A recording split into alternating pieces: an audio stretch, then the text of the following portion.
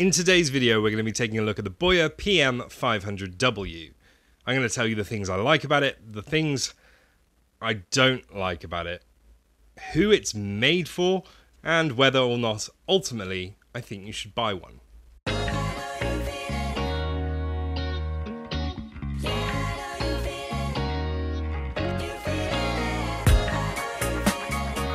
Before we go any further, I need to tell you that BOYA did send me this microphone for free, but they have no say over what goes into this video, and they're not going to see it before it gets published. Also, all the audio that you hear today is being recorded on this very microphone. So before I start talking about this microphone, I need to go back in time 2 years to when I reviewed the BOYA-PM700, which is kind of the PM500's bigger brother. I liked it a lot, so when BOYA asked me to take a look at this one, I leapt at the chance. And on first glance, this microphone looks like many that have come before it, but this microphone holds a little secret.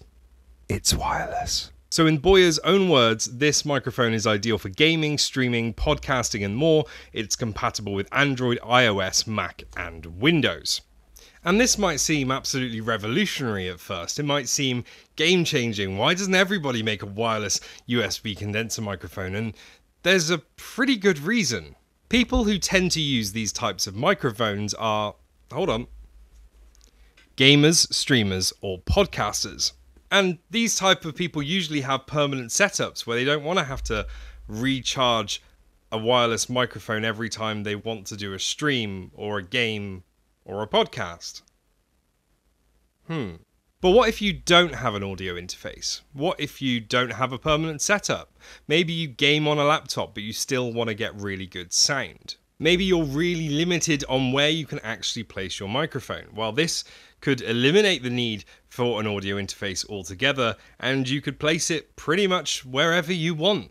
So let's talk about some of the things I like about this microphone. And first things first, I really like how it sounds. For one reason or another, I've actually ended up shooting this video 3 times today, and it's not the microphone's fault, it's my fault. So I've done a lot of testing and I know how to get the best out of it. The build quality seems good, and the stand that comes with it, which I immediately removed, is made of metal. The rest of the microphone is, however, made of plastic. You can change the pickup pattern from cardioid to omnidirectional, although when you put it into omnidirectional, one second, it goes funny, and it doesn't quite sound how you would expect when you move around the microphone. I also like that when I set it up, I didn't have to run wires all over the office to get it plugged into my computer. That was a nice touch, but maybe a little bit of a novelty. Also, you can plug headphones directly into the bottom of the microphone to get latency-free monitoring. And this might sound amazing, and it is, it works really well. But your voice is the only voice you're ever going to hear through that audio jack. If you could turn the microphone into some kind of audio interface, so you could have your PC's output going back into the microphone so you can hear it, that would be astonishing. But as it stands, if you're gaming, streaming, or recording a podcast with somebody else, that feature is useless. Because you won't be able to hear anything else that's going on, just your own voice. And the last thing I really like about this microphone is the price. It's priced at $99. I don't have a UK price at the minute. I would imagine it's going to be somewhere around £99. And that's comparable to lots of other microphones that are very similar to this. And that got me thinking, if you've got the option to go wireless or wired for the same price, you'd go wireless. And you can plug this in via USB-C if you want to. You don't have to use it as a wireless microphone. Now onto the bad bits, and these are the things that might put you off buying this microphone. First things first, it really needs a pop shield. If it doesn't have a pop shield, then it sounds like this. And it might sound alright at first, but then when you start talking about Peter Piper and his pickled peppers, you're going to start hearing the air hitting that diaphragm of that microphone all the time, and that problem only gets worse the closer you get to the microphone. And if you start going further away from the microphone and talking over here, then it starts to sound quite naff, as you would expect. And if you're gaming or you're streaming, then this wouldn't really be an issue. But if you're Recording a podcast, that's definitely going to be an issue. So adding the pop shield really makes quite a big difference. Secondly, there's a dial on the front which allows you to adjust the audio gain. If you push it in, it also acts as a mute button, but there's no stop points on that dial. So you don't know where 0 is, you don't know where 100 is, it just spins into infinity.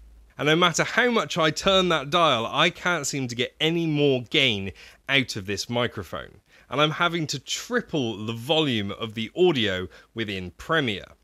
When I've taken it into Discord and I've talked to one of my friends earlier on today with this microphone, it didn't sound bad. So I'm not quite sure how that works. But when I'm trying to record audio properly, as if I was doing a podcast or streaming, the audio level's just way too quiet.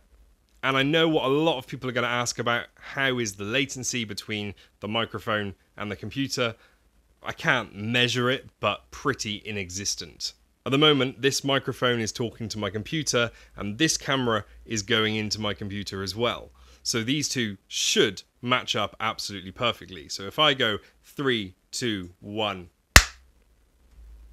you tell me, was there any latency there?